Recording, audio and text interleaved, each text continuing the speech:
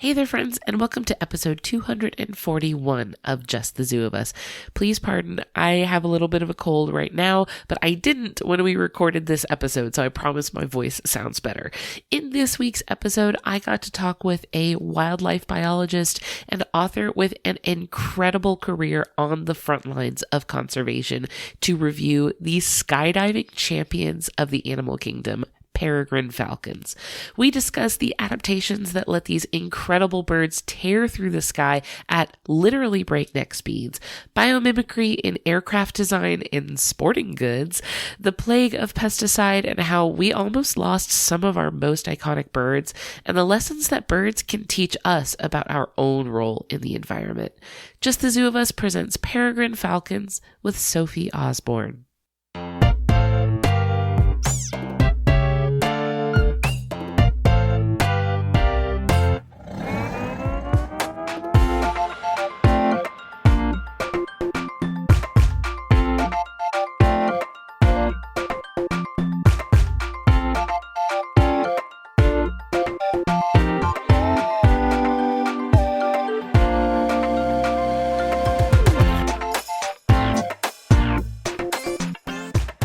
Hello, everybody. This is Ellen Weatherford. I'm here with Just the Zoo of Us, your favorite animal review podcast, and I am so excited this week to be talking about a fascinating animal with a brand new friend. This is Sophie Osborn. Say hi, Sophie. Hi, nice to meet you all. Sophie, what are your pronouns real quick? She and her. Thank you so much. I am really excited to get into our cool animal for this week because I think it's often associated with like excitement, right? Mm-hmm. And like Definitely. It's a very sort of flashy, almost like the action hero of the bird world. So before we get into our cool animal list this week, I would love to talk about you a little bit. What got you into the work that you do writing about these really cool animals? I got a much later start than most people do. I always loved animals. We grew up in a rural area in the country. We had a ton of pets and farm animals, so I always loved animals, but I didn't know what I could do to work with them. I thought the only thing that I could do to work with animals was to be a vet, and I did worked as a vet tech for a summer, and I loved it, but I didn't want to be in a vet office for my life. And so I went to university in totally different things. I majored in international relations and French literature, and I thought, maybe I love traveling, I love seeing the world, maybe I'll become a diplomat. And I was living in Washington, D.C., after college when I just happened across a catalog by a group called the School for Field Studies, and it was a list of all the courses that they offered.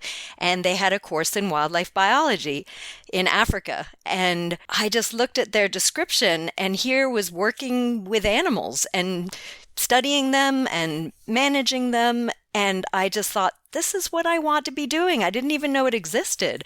And so I took a biology course that summer, and then I headed to Africa to try this new direction. And it was just an incredible experience. It was amazing to be sort of living what we were learning because we were in a field camp for 4 months. And so I really fell in love with the wildlife, and I felt like this is what I want to be doing. But then I needed to go back to school to do some coursework because I had not done any of the sciences and the maths I needed. So I went back and took some courses. And during that time, I signed up for a summer field job, and it was working with peregrine falcons in Wyoming. It was reintroducing peregrine falcons to the wild. So I headed to Wyoming. I had never camped very much before, and here I was in grizzly country living out of a tent and reintroducing peregrine falcons to the wild. This was at a time when they had been very endangered. There were very few of them left, and we were trying to recover the species. And so that summer, watching peregrine falcons, I just fell in love with the world of birds and decided that's what I wanted to dedicate my career to. How could you not, right? Like, exactly. They really draw you in. They do. You mentioned that you kind of got like a later start into getting involved with like birds than a lot. I have found it's such a trope now that like you hit a point in adulthood where you suddenly care so deeply about birds. It's so true. I was a mammal person, and I just thought birds were a little just out there. I wanted the warm, furry mammals, and I loved cats. Like I thought I wanted to work with the little wildcats. But the thing with a lot of mammals is a lot of them are nocturnal and you don't see them, whereas birds are visible and they're vocal and they're in our faces all the time. And I think that's why we so often sort of fall for them. We had bird feeders when I was young. I enjoyed them, but it was when I really spent all day watching them and being out there with them that I really became captivated. So for anyone unfamiliar with peregrine falcons, if you're going to be watching birds, you can't do much more exciting than a peregrine falcon, because this bird is, I was going to say a superhero, but I suppose if you are a bird from the bird's perspective, it's more like the supervillain. Right, true. It depends. But they are a high-octane species. I mean, they're so dynamic, they're fast, they're beautiful, they really do captivate a lot of people. And they were rare, very, very rare at that time, so they were interesting from that standpoint too, but they're still rare. It's always a treat to see one. They're all over the landscape, or all over, I guess, the world. They're on every continent except for Antarctica, but they're sparsely distributed, so they only occur in certain areas. And so not many of us get to see them all the time. So to spend a summer watching these young birds learn to fly from, their first small little flights and wobbly landings to really seeing them chase each other and have mock battles and things like that, it was a pretty incredible experience. And you mentioned that this was in Wyoming. Mm-hmm. What type of... I'm not very familiar with Wyoming. So I think of Wyoming, I think of wide open grassy plains. So what kind of habitat would you see these peregrine falcons in? So they do like big open habitats. So there was lots of sky. It was fairly high elevation. It was about 6,000 feet. And it's kind of mountain country. I was not right in the mountains, but there were mountains all around us. And peregrines are cliff nesting birds. So they usually need a big set of cliffs is usually where peregrines get reintroduced. I happened to be on a ranch in Wyoming, a private ranch, but it had a smaller set of cliffs that had been very successful for reintroducing peregrines. It wasn't a place where peregrines would come back and breed, but they would disperse from that area and go out to nearby areas where there were a lot of cliffs and a lot of habitat. So it was a great kind of launching pad for them. So we were up pretty high. We had to hike from our campsite, which was by a small stream, and hike up these hills, and it was very dry, kind of desiccated country, but at a distance, very dynamic and beautiful, and mountains all around, and it was pretty spectacular. And looking over on one direction, there was a river going through agricultural areas, so it was really a beautiful landscape. For people who are maybe unfamiliar with the peregrine falcon, like you said, a little sparsely populated, not everybody probably gets a chance to see these peregrine falcons. Could you introduce us a little bit to what they are? Because I think that falcon is a little bit of a nebulous term for people. Where is it falling on the bird family tree? What kind of bird are we talking about? So we're talking about a bird of prey. And the falcons are a little bit different than, say, your red-tailed hawk, which people might be more familiar with. They are sharper winged, so they don't have these big, broad wings for soaring. They have sort of sharp, long, thinner wings made for speed. And so they are a bird that chases after other birds. They're a top predator, and they chase after birds and catch them in the air. So everything about them is designed for speed, basically. This is the F1 bird. Exactly. Yeah. Exactly. This is the no regulations, just going completely rogue. It is all about speed. And I guess you would have to be, right, if you're chasing birds. Exactly. Because other birds are going to be a moving target in the sky. Exactly. You have to be pretty precise. You have to be precise and you have to be fast. And I also think birds are so deceptive. Their flight looks so easy. We don't really realize how fast that they're traveling. But the peregrines have a cruising speed, let's say in migration, of about 25 to 35 miles an hour. If they're chasing a bird on level flight, they'll go about 40 to 60 miles per hour. And the maximum they've been recorded on level flight was 70 miles per hour when they're flying over the Arctic tundra, because that's an open habitat where they're fairly common, and a helicopter checked their speed and they were going 70 miles per hour. When you say level flight, does this mean flying straight ahead? Straight ahead. That's impressive. It's impressive, and it's even more impressive than we realized, because I looked into, how fast can mammals go? So we have our cheetahs are really fast, 70 miles per hour. Our pronghorn, which live out west, are also fast, 60 miles an hour. So, but when you look at a racehorse, when we watch racehorses running, they look like they're working so hard and they're so fast. And the top racehorse ever recorded was 44 miles per hour. And so here's a peregrine falcon cruising along at 40 to 60 comfortably. And it's in their dive that they really turn on the jets. And that's where their speed really is impressive. I guess when a horse is running or a cheetah is running, you can see the muscles working. Exactly. You can see how fast the legs have to move to propel them forward. But for a bird, it looks like they're just there.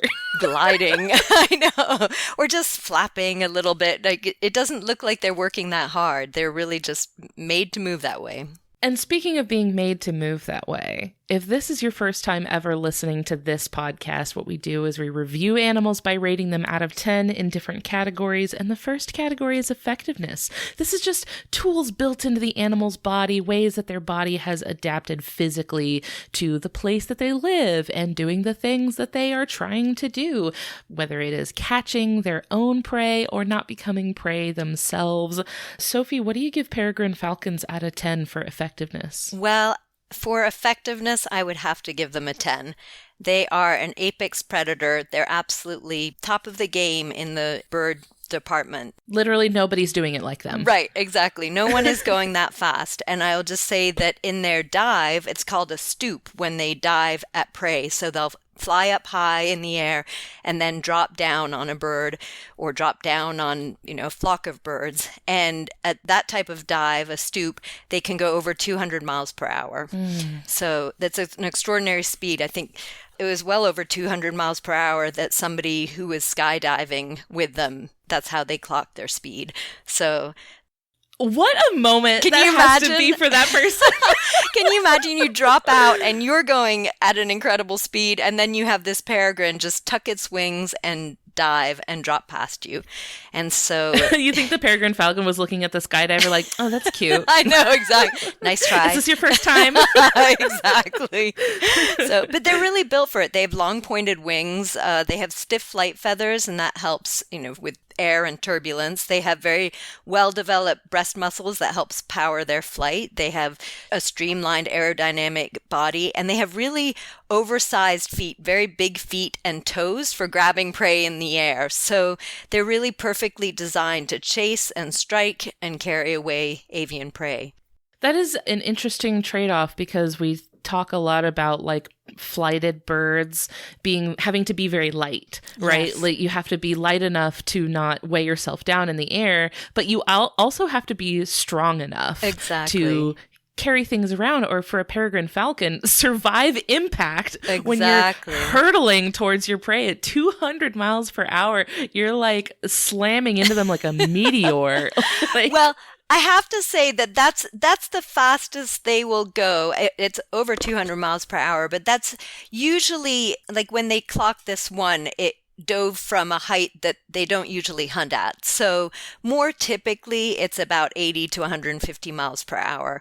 But still, that's fast enough to overtake any other bird. I mean, they're amazing. They're one of the few birds that can catch swifts, which are one of our fastest, small, little flying birds that you often see near cliffs. And they're very maneuverable. I mean, it's right in the name. Yes, exactly. They're swift, they're maneuverable, they're tiny, and peregrines are one of the few birds that can actually catch them. And they'll catch some bats, too, but mainly birds. Oh, man, that poor bat. That bat's just flying around, knows nothing. Exactly. And the peregrines will just pluck them out of the sky. But they have other adaptations, like incredible eyesight for spotting birds at a distance and for diving comfortably. So I have heard, because a few episodes ago we were talking about kingfishers. And when we were talking about kingfishers, we were talking about their flawless dive into the water and how the aerodynamic shape of their beak was used as the inspiration to make bullet trains in Japan. And somebody in the comments on, Instagram or something, mentioned that the flight shape of peregrine falcons, the diving sort of teardrop shape of the body, had been used to develop like fighter jets. I don't know about that, but I wouldn't be at all surprised because we so often do look to nature to devise, our great technology. And they really do have that perfect shape for going at incredible speeds. It blows my mind, too, that they can reach these speeds and not shatter themselves in the process. I know. It's incredible. I mean, I'm imagining just like belly flopping into like a body of water, right? Like it's not always the speed that gets you, it's the impact. Exactly. It's often a, fairly quick ending for these birds. Although the peregrines do have an adaptation they can actually grab something in the air and fly with them, and then they can kill the bird if the bird isn't dead from impact. They have a special adaptation on their bill called a tomial tooth. It's a projection on their bill, and they can just dislocate the cervical vertebrae. And so that's a pretty quick, painless way of dispatching prey. Oh, that rang a bell, and I was trying to think where have I heard that term before. It was the loggerhead shrike that very similarly used that little tomial tooth to like take out its prey. Right. People don't think about birds being like bloodthirsty. I know, but unfortunately everyone has to make a living. Predation is a tough thing, but it happens all over the animal world. I guess a benefit of being, the fastest bird around is that nobody's catching you. Well, that's mainly true. However, what goes around comes around sometimes. And peregrines have to be careful because especially young, inexperienced peregrines, when they're learning to fly, they can be killed by golden eagles and they can be killed by great horned owls and also by adult peregrines, by peregrines that are aggressive or trying to defend territory or something like that. So peregrines have been killed by golden eagles. Golden eagles will even take adult peregrines if they can get them. They're opportunistic. So no loyalty. But that's about the only predators that will take out peregrines. Oh man, that has to be devastating. Mm-hmm. So when we were reintroducing young peregrines, that's what we really had to worry about. We had to worry about golden eagles harming our young, inexperienced peregrines. We used noisemakers when eagles flew over to scare them off.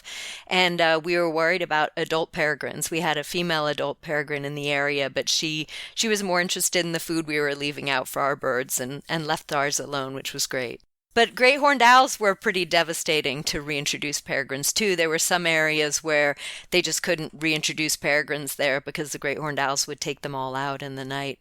Oh yeah, and they're so quiet too that you don't even hear them coming. Yeah, so the peregrine might be resting on the cliff top or roosting on the cliff top, and then the owl would grab it. The poor birds in this area where they have to deal with both like the peregrine falcons and the great horned owls, like there is no time that is safe because either you're going to get sniped from low Earth orbit by a peregrine falcon. Exactly. Or this owl's going to sneak up on you in the night. Like you're never safe. It is amazing, but there were still birds living on this cliff where we were reintroducing peregrines. In part, maybe the peregrines were inexperienced, but we had mountain bluebirds and violet green swallows nesting on the cliffs, and we even had rock pigeons. So they all managed to eke out a living. They just have to be wary and pay attention. But these animals have sort of evolved together. The prey animals are very good at watching and being careful and evading predators. I'm almost wondering if this might cause some selective pressure to make birds like fly lower. Maybe we should just stay close to the ground so that like the falcon doesn't have room to like catch them out of the sky. Like, right. Maybe I'll just coast real low to the ground. Yeah, that could definitely be an option. Interestingly, one of the adaptations, peregrines, one of the prey items they target the most are pigeons and doves. And pigeons and doves have really loose plumage. If you hit a pigeon or a dove, a bunch of their plumage just comes off. And they think that they've evolved to have this very loose plumage that scatters very easily to dissuade peregrine falcons. So it's harder for the peregrines to grab hold of them. Way back when I was doing an episode on pigeons, I remember coming across a really interesting article about the emergence of this like white marking on the wings of pigeons that like is like a new thing that's becoming more common in pigeons. And one of the articles I was reading about it suggested that this could be confusing to peregrine falcons. Oh, interesting. That like it's like a marking on their wings that like makes a weird contrast pattern that can throw off a falcon. That would be interesting. I mean, it would not be surprising that that kind of flash pattern. We see that a lot in animals in the world to scare off or surprise predators. So that's interesting. Like mockingbirds have something like that, like a little shock of white on the back of the wings. Exactly. But I was reading about how like pigeons, like that marking is becoming more common. Interesting. Because it's like helping them against peregrine falcons, which is very funny to me. Yes, that's pretty amazing. Okay, so we haven't mentioned this yet, but a way that you can kind of look at a peregrine falcon and know that that's what you're looking at, it's a peregrine falcon, is because they have this like gray hood sort of marking on their face.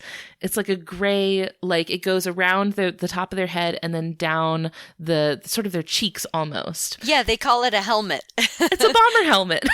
Yeah, it's like a bomber helmet, exactly. And then those dark stripes down their face, they're malar stripe, they're called, that go down their cheeks. And they think those might, you know, it's like when football players wear black under their eyes for the glare. That might help with peregrines with the glare. I've heard that this is the same sort of tear stripe that like cheetahs have. Mm-hmm. It's like a glare reduction thing when like they have a black stripe that runs down just under the eyes. Yep, and you see that a lot in the falcons, but it's very predominant in the peregrine. I didn't know there was a word for that, though, the malar stripe. Yep. That's more biomimicry. See, football players. Exactly. We've got biomimicry in football. Exactly. Now, if only we could get the peregrine falcons to wear the big old helmet. There you go. So that they don't hurt their noggin when they slam into things. No kidding. Well, luckily, they usually hit things with their feet, so it's all good. Maybe helmets on the feet, then. There you go. That's pretty impressive. They have been documented, I think, killing 2,000 different bird species. That's about 20% of the world's 10,000 birds. So they're successful. No one is safe. No one's getting away from these guys. No one is safe. No, exactly. Hey there, we're going to take a quick break to hear from a couple of our friends on the Maximum Fun Network. When we get back, we are going to talk ingenuity and aesthetics for peregrine falcons. So stay with us. In 1979, singer Miki Matsubara cut Stay With Me, a love song that hit big in her home country of Japan. Stay with me. The song has almost 500 million plays on streaming apps. But Miki Matsubara didn't get to enjoy all that renewed interest. She died in 2004. In fact, she had burned all of her music, and she literally asked everyone she knew to forget her. I'm Christian Dueñas. I'm Yosuke Kitazawa. On our new podcast, Primer, we celebrate unforgettable music from outside the English-speaking world, starting with Japanese city pop. We'll cover Miki's work and others in conversation with Devendra Banhart, Umi, Dame Funk, and more. Get Primer on MaximumFun.org or wherever you get your podcasts. I'm Emily Fleming. And I'm Jordan Morris. We're real comedy writers. And real friends. And real cheapskates. We say, why subscribe to expensive streaming services when you can stream tons of insane movies online for free? Yeah, as long as you're fine with 25 randomly inserted, super loud car insurance commercials. On our podcast, Free with Ads, we review streaming movies from the darkest corner of the internet's bargain bin. From the good to the weird to the holy, look at Van Damme's big old butt. Free with Ads, a free podcast about free movies that's worth the price of admission. Every Tuesday on MaximumFun.org or your favorite pod spot. Well, the next category that we rate animals on is ingenuity. These are behaviors, things the animal is actually doing with their body to solve problems that they face or outsmart, whether it's each other, their prey, whoever else they're kind of up against. What do you give peregrine falcons out of 10 for ingenuity? I think I would give peregrines a little lower on ingenuity. For some reason, ingenuity strikes me as some kind of intelligence or figuring out solutions to a problem or something like that. If you look at pure adaptations, like they have extraordinary adaptations in their eyes, they have remarkable eyes, but I don't really think of that so much as ingenuity. I mean, part of their ingenuity may be that they are kind of docile birds and people have captured them and trained them for thousands of years and used them for hunting and used them in falconry. And so their ability to get along with people has helped them.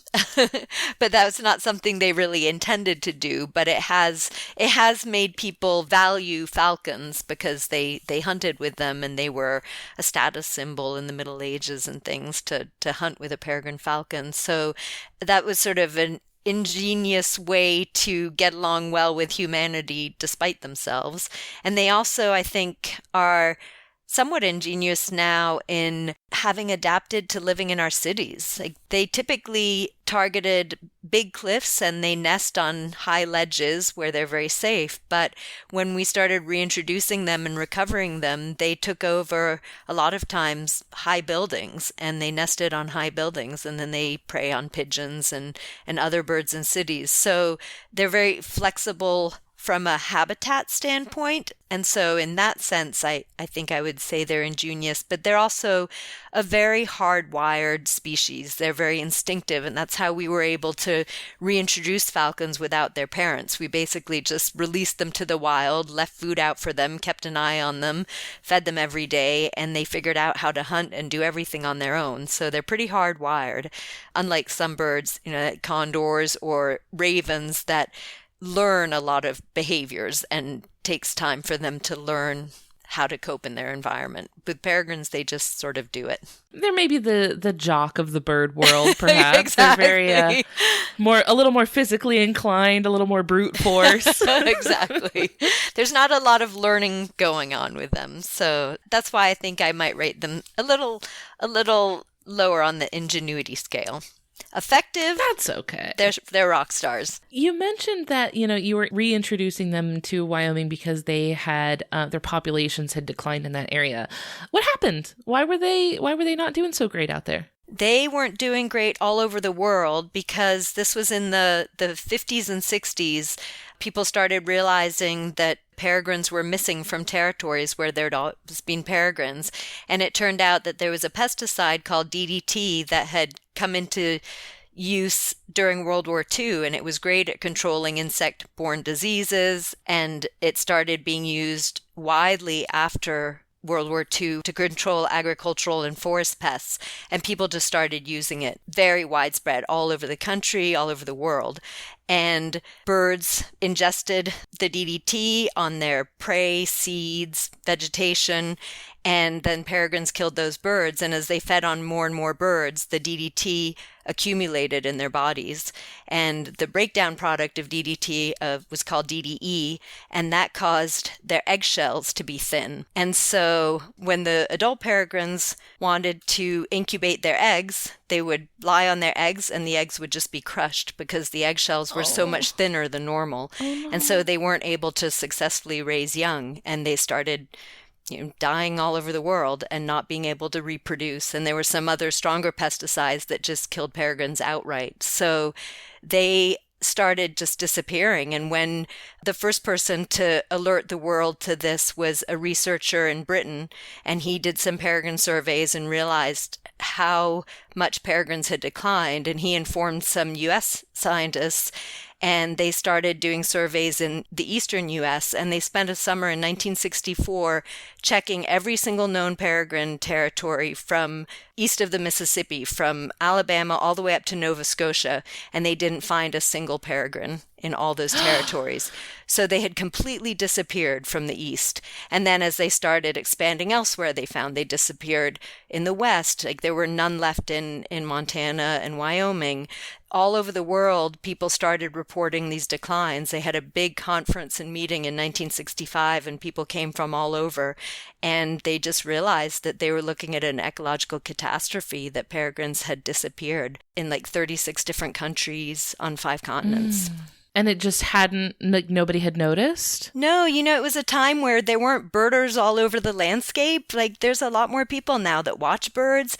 And peregrines, they weren't in our big cities during that time. They were in more remote areas, in cliffs and by lakes and coastal areas and canyons like Grand Canyon, mountain canyons.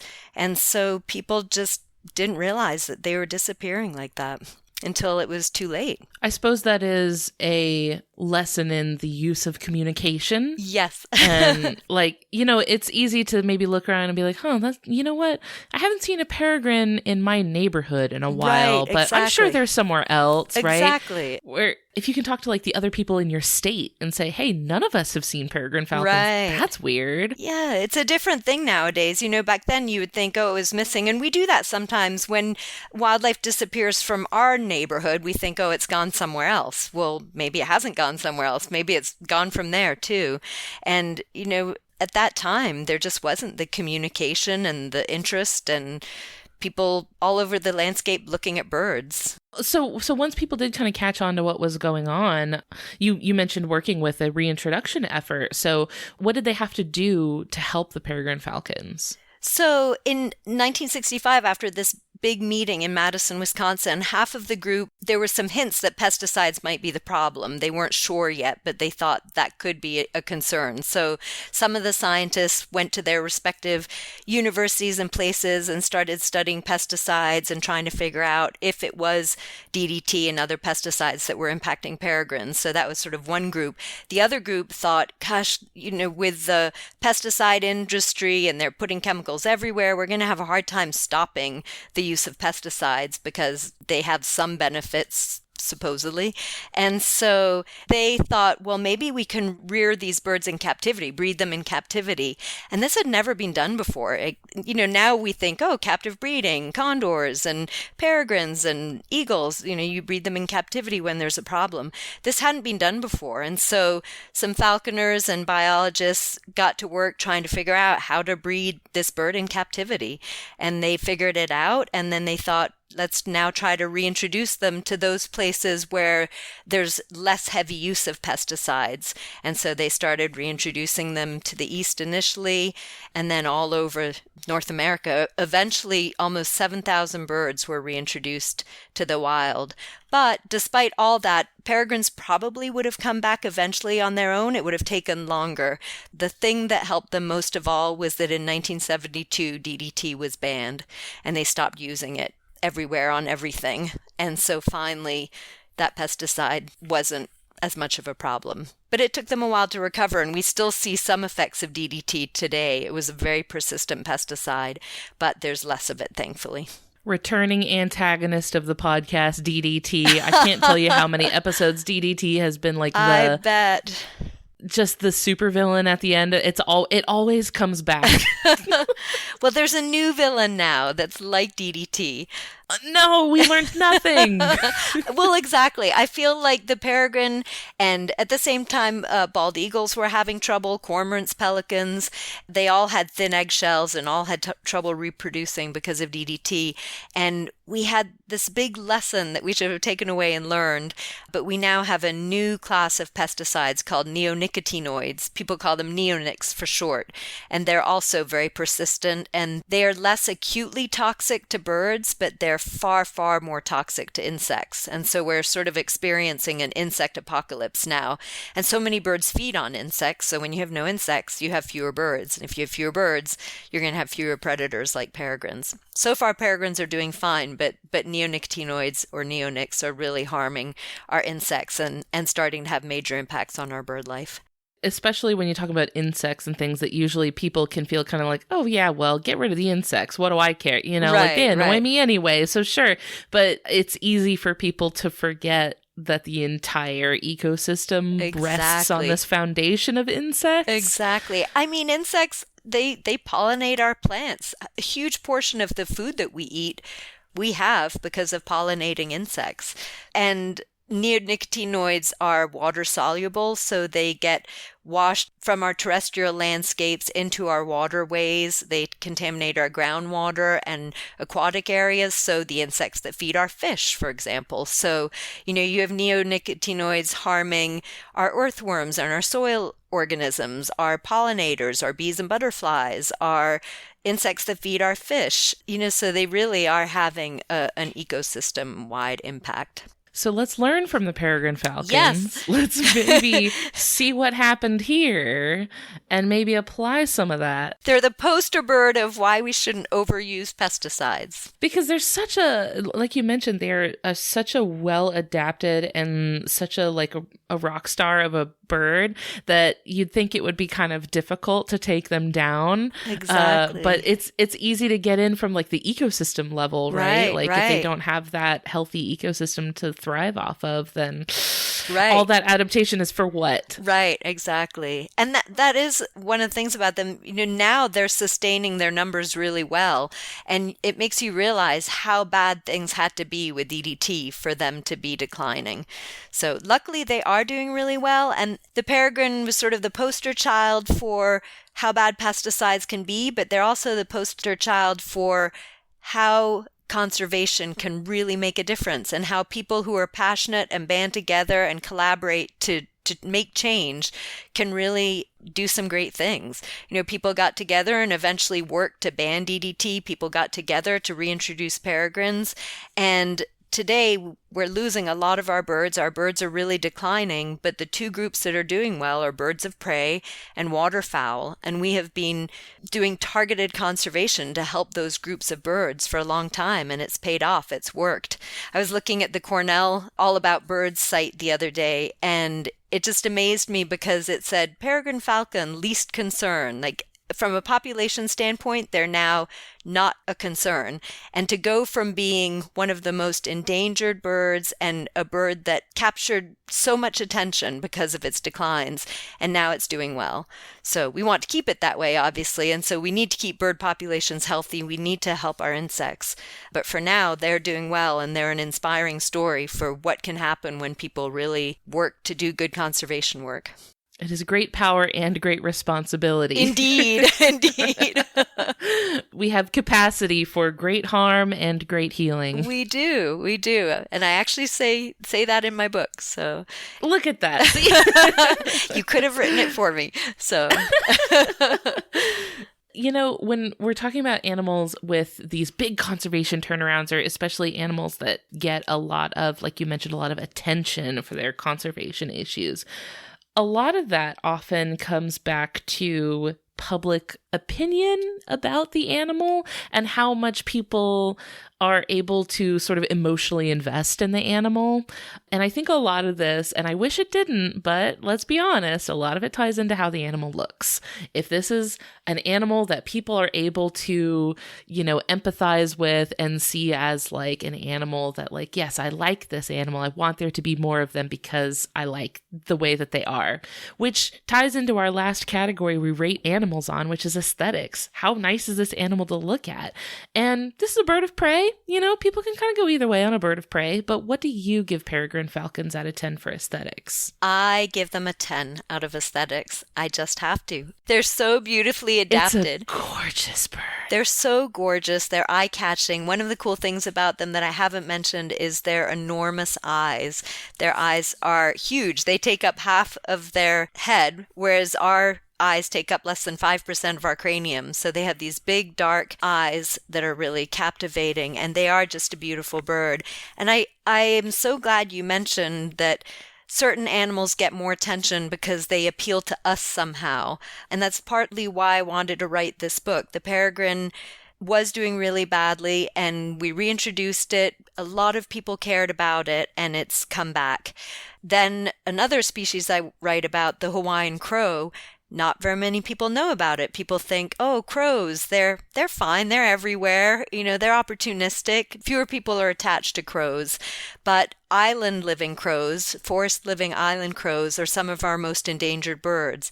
And the Hawaiian crow in Hawaii didn't get all that funding, didn't get all that attention. And it has really struggled. It has not done as well as the peregrine because it hasn't captivated the attention that the peregrine captivated. So part of my reason for wanting to write this book that I did, Feather Trails, is to show some of these other species that also deserve our attention and also deserve our help. Yeah, like you mentioned that like birds of prey and waterfowl are doing pretty well, but the small birds that prey on insects are, struggling. Our grassland birds are in the most trouble. We have lost so many of our grassland birds. That's the habitat where they're hurting the most. So we really want to help our meadowlarks and our sparrows and birds that are less visible but no less important to the ecosystem. Back where I am originally from in Florida, we had the Florida grasshopper sparrow. Exactly, yeah. Which was supposed to be, I want to say, one of the most endangered species of birds, just because it had a very specific narrow range.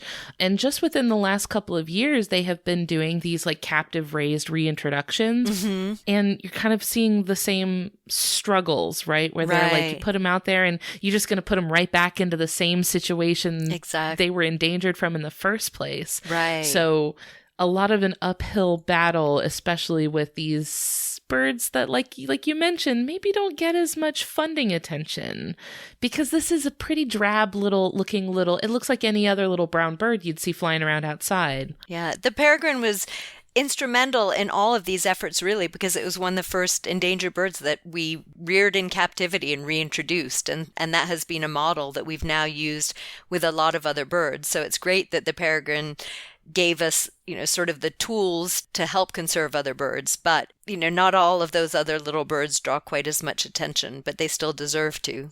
I did want to come back to, because you mentioned that these are popular birds in falconry and birds that people have had close relationships with.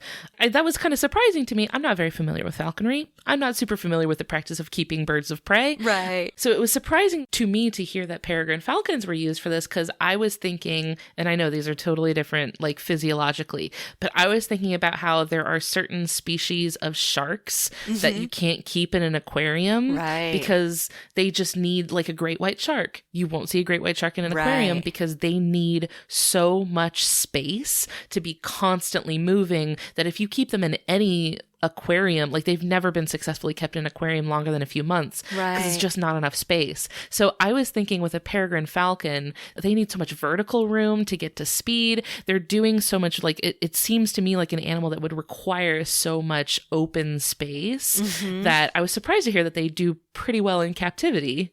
I think people were surprised that it worked out as well as it did. I think a lot of people weren't sure that you could breed peregrines successfully in captivity. And I know there were similar concerns with California condors. I mean, they're made to just soar, and they're birds of the air, and they fly all day looking for food. But those two species have actually done really well in captivity, and people have managed to breed them successfully, thankfully. So it definitely has made some of our bird conservation projects easier. I guess, it's a desperation move, right? Definitely. Like, it's either you keep them in, maybe they're not super comfortable, maybe it's not the best, like, you certainly don't want to raise them in captivity forever. You don't want, you want them to be out where they can be in their element and be soaring and diving through the air. But completely. Sometimes it's a desperate move, and you gotta kind of, make that call so that they can go back into the skies. And now you've got condors flying around in California. Exactly. And that was hugely controversial for condors because, people didn't want to see them brought into captivity and felt like, is it really a condor if it's this animal sitting in a cage? I mean, they are a creature of the sky. And so that was really controversial at the time. But these efforts have worked, and it is desperate, and it's unfortunate that it's sort of human actions that have got us to this point where we needed to, but it's also great that human ingenuity and passion for these other creatures has helped fuel this conservation. So it's sort of two sides of that coin. Yeah. I guess it's easy to look back now knowing that it was successful and knowing that it worked. But like, if you had to be the person making that call, and especially with like the condors, how you're like, all right, round up every single one we've got. And like, that is so risky. You're literally putting all your eggs in one basket. So it's easy for us now to be like, oh, it worked and it was the right call. But at the time, they couldn't have any way of knowing that. And that's one of the things I write about in my book, Feather Trails. The third species I deal with is the California condor. And I talk about those battles. And some people were really devastated and angry and upset about the thought of bringing condors into captivity. And I talk about the woman who was there when the last one was brought in and how devastated she was to be part of that. But then years later, she reintroduced that same bird back to the wild, or was there for its reintroduction. And so in that sense, it really came full circle. So what a glow up. It is. That has to be exciting. Can you imagine? Yeah. So I write about her and how it felt to her how devastated she was when she captured this bird and brought it into captivity, how sad that this species had got to that point because of our actions. And yet, because people pulled together and really were passionate about the species, bred it in captivity and reintroduced it to the wild. And eventually it was successful enough that she was able to see that very bird fly free again. Is that something that you could kind of relate to working with like the reintroduction of peregrine falcons? Because you talked about getting to see them like grow up and learn to fly and learn to hunt. Was that something that you're like, you could really relate to? I really could relate to it. And it was amazing because I said earlier that peregrines were very hardwired birds. They're not a bird like the condor that learns a lot and is super intelligent and takes a while to figure out how to live successfully out in the wild. But as we were watching peregrines and getting to know them and getting to know their personalities, they really were different. They were individuals. And that's been one of the amazing things about working with endangered species. You come to know the few individuals that are left that you're working with. And they are very different. They are very individual. They have different personalities. Like we had one peregrine that was terrified of ravens. Oh no. So hopefully she was good with other things, but she was attacked one day by a raven and driven almost to the ground when she was young and learning how to fly, and it made a real impression on her. And that was an incredible sight, like the world's fastest predator being attacked by the world's biggest songbird. But from then on, the power of bullying. Exactly. But from then on, every time a raven came near her, she would scream, she would flush, she was very stressed out about ravens.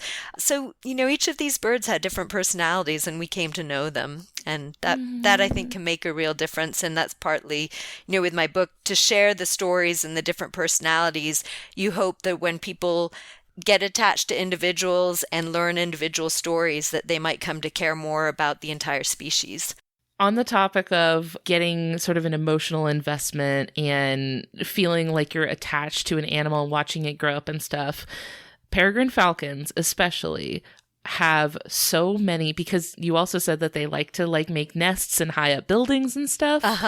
There are multiple places online where you can view peregrine falcon nest cams. Exactly. Where there are webcams set up on a peregrine falcon nest. You can watch them hatch and fledge and the little babies. You can see the babies. Exactly. So they don't build nests, but they sort of have a scrape on the ground. But it's amazing that webcams, I think, have been such an incredible thing for wildlife because people get invested in these animals because they spend part of their day watching them do their thing out there in the wild, and we get invested in them and we get to care about them. And I think that's a wonderful thing for conservation because once people start caring about individuals, they care more about the species and then they want to help conserve them.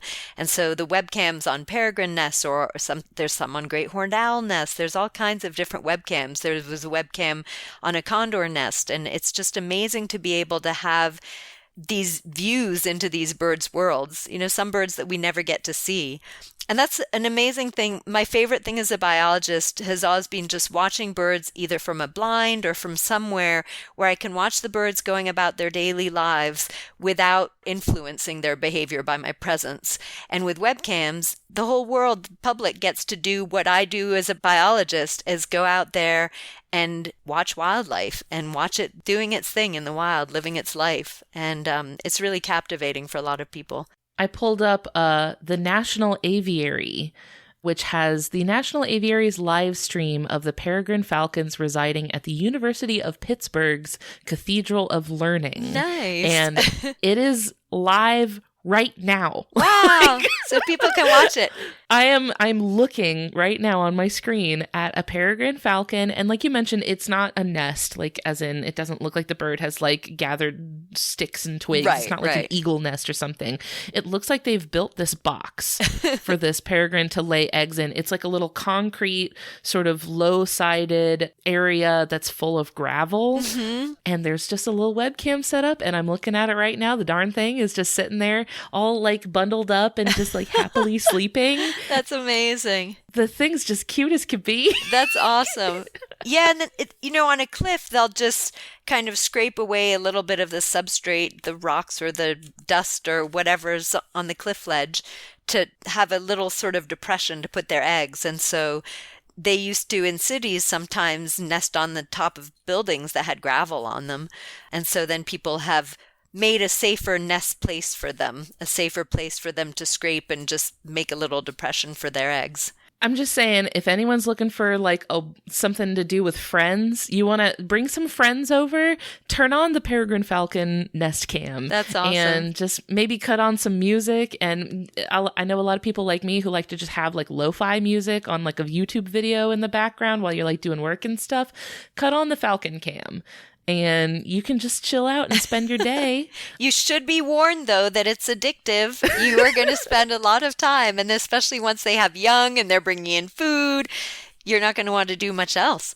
It feels like the concept of body doubling, where sometimes, especially people with maybe a little bit of the ADHD like me, it's a productivity thing where like you, for some reason, the company of another person like kicks in something in your brain that makes you just like be more productive and stay more focused. Right. So people do this body doubling thing where they'll get on like a video chat or something like that with other people and like simulate the company of another person. You could be body doubling with a Peregrine Falcon. There you go. That could be your new study partner. Maybe it would increase your productivity because, you'd be hanging out with the apex predator of the bird world. So you feel like you need to step up your game a little bit. You would. They would lay down the gauntlet for you. You're like, I really need to. I can't be letting this Peregrine Falcon down. I need to be on my A game if I'm gonna be hanging with this guy. Exactly. Well, Sophie, I have had so much fun here learning about peregrine falcons and bird conservation and what it's like to do this amazing work. Please let people know where they can find your book, Feather Trails. So my book is called Feather Trails, A Journey of Discovery Among Endangered Birds, and it's about peregrine falcons, Hawaiian crows, and California condors. I was lucky enough to get to work with all three of those endangered birds and reintroduce them to the wild.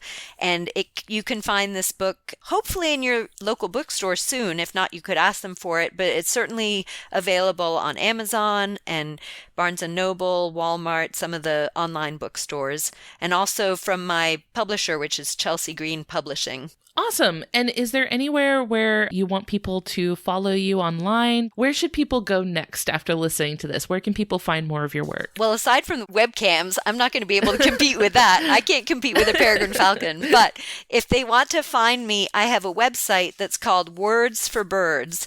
And you can find my writings on there and lots of nice bird pictures. So that's my website.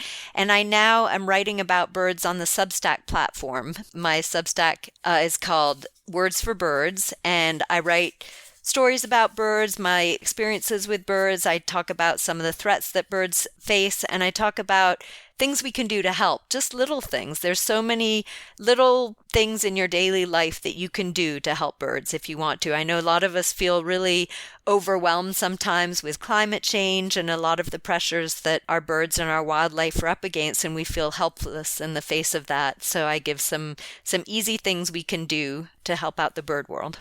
We could all be better stewards to our neighbors in the sky. Exactly. Because as we learned from peregrines, when we help birds, we help all kinds of different organisms, including ourselves. And part of my messages in Feather Trails, a lot of the threats that these birds faced also harm us. And so by helping these birds and getting rid of these threats, we help ourselves too, and a whole lot of other creatures. The rising tide lifts all ships. Exactly. Sophie, thank you again so much for your time and your knowledge and your passion for birds. I think it's pretty infectious. It has been a delight, and we will talk to you later. Bye. Bye. Great to be here. Thank you. Thank you. And thank you, dear listeners, so much for listening. I hope that the peregrine falcon has dove at 200 miles per hour right into your heart. If you liked what you heard, I hope you leave behind some kind words for us in a review on your podcast app of choice. If you'd like to hang out with us online, we're on Facebook, Instagram, Discord, and TikTok. Links to everything will be in the episode description. You can also send me an email at ellen@justthezooofus.com if you have a cool animal you'd like to hear us talk about on the show. We would like to thank Maximum Fun for having us on their network alongside their other amazing shows like the ones that you heard promos for here today. You can go check those out and learn more about the network and how you can be a part of supporting our show over at MaximumFun.org. Finally, we would like to thank Louis Zong for our theme music. That's all for today. We'll see you next week. Thanks. Bye.